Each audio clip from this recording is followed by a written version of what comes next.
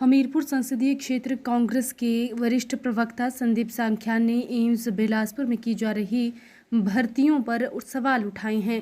उन्होंने कहा कि एम्स बिलासपुर में 133 पदों की भर्तियों के साक्षात्कार नोएडा की ब्रॉडकास्ट इंजीनियरिंग कंसल्टेंट इंडिया नामक कंपनी के माध्यम से क्यों करवाए जा रहे हैं। एम्स में 133 पदों को भरने के लिए अभ्यर्थियों से पहले 900 से 1000 रुपये प्रति पोस्ट प्रति फॉर्म के लिए गए और अब जब साक्षात्कार का समय आया तो 133 पदों को अप्लाई करने पर बेरोजगार युवाओं को एक कंसल्टेंट के माध्यम से साक्षात्कार हेतु नोएडा बुलाया जा रहा है। मज़े की बात यह है कि जब ये जॉब कंसल्टेंसी सूचना और प्रसारण मंत्रालय के अधीन आती है और सूचना और प्रसारण मंत्रालय के किसके पास है सब जानते हैं। महंगाई के इस समय में पहले युवा नौकरी को अप्लाई करने के लिए पैसे दें, फिर इंटरव्यू के लिए नोएडा से आने जाने का खर्चा करीब 5000 रुपये प्रति युवा बैठेगा। ऊपर से नौकरी भाजपा के बड़े नेता के इशारों पर दी जाएगी। माध्यम से मैं जो आज प्रश्न उठा रहा हूं वो एम्स के अंदर 133 पदों के जो आवेदन इन्होंने बेरोजगार युवाओं से मांगे थे, आज उनको भरने का समय आ गया है।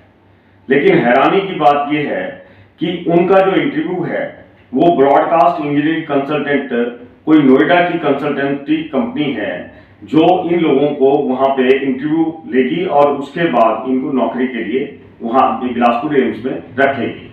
लेकिन विषय ये है कि ये जो कंसल्टेंसी है, ये कंसल्टेंसी बेसिकली ये पता लगा है कि ये मिनिस्ट्री ऑफ इंफॉर्मेशन ब्रॉडकास्टिंग के अधीन काम करती है और मिनिस्ट्री ऑफ ब्रॉडकास्टिंग के जो मंत्री हैं वो कौन है, वो किसी से छुपा नहीं है। एम्स के अंदर जितनी भी नियुक्तियां की गई हैं या जितनी भी भर्तियां की गई हैं वो पहले ही सवालों के घेरे में है।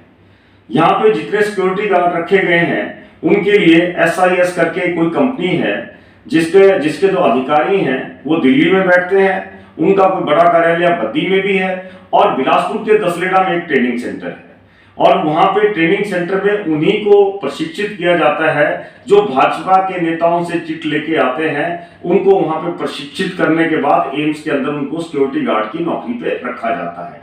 तो मेरा अभी जो भर्तियां हो रही हैं उनको लेके और एम्स के अंदर जो सिक्योरिटी गार्ड है उनकी भर्ती को लेके और जो 133 पद भरे जा रहे हैं, अब यहाँ से लड़का जो बेरोजगार युवा है यहाँ से जाएगा और नोएडा के अंदर साक्षात्कार देके आएगा तो उसका करीब 5 से 6 हजार रुपए का खर्चा होगा। महंगाई का जमाना है, 900 से 1000 रुपया उसने आवेदन जब भरा था तो उसने जमा करवाया था। आज ये जो अब उसको इस बात की कोई गारंटी नहीं है कि उसको ही नौकरी मिलेगी। नौकरी ये तय है कि जो कंसल्टेंसी यहाँ पे नौकरी देगी एम्स के अंदर वो पक्का भाजपा के नेताओं के इशारे पे देगी।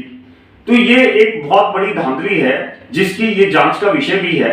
इसको सरकार को देखना चाहिए कि ये जो किस तरह से चल रहा है, क्यों ना यहाँ पे एक नोडल ऑफिसर बिठा के या अपना रोजगार कार्यालय है उसके माध्यम से ही यहाँ पे साक्षात्कार लिए जाते ताकि यहाँ के लड़कों को या बेरोजगार युवाओं को कुछ सुविधा रहती।